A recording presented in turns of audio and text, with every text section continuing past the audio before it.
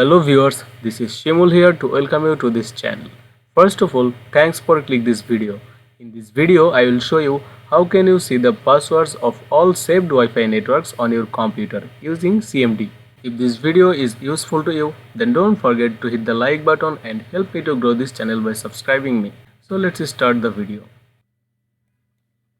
First, you need to open command prompt application as an administrator, and for that click on the start menu and search for CMD. You will see the command prompt application, then click on run as administrator or right click on this and click on the run as administrator. I am clicking on this.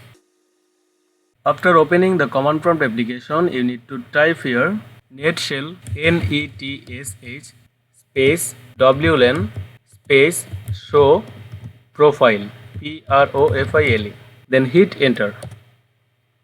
Then you will see all of the saved Wi-Fi networks name on your computer. As you can see on my screen, here is the Wi-Fi networks name which is saved on my computer.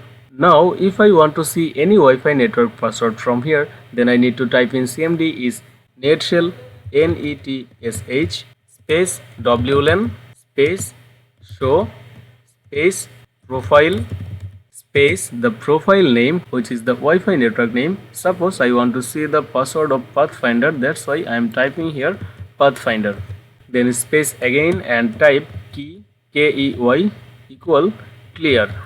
Finally hit the enter button. You can see here the details information of Pathfinder Wi-Fi network.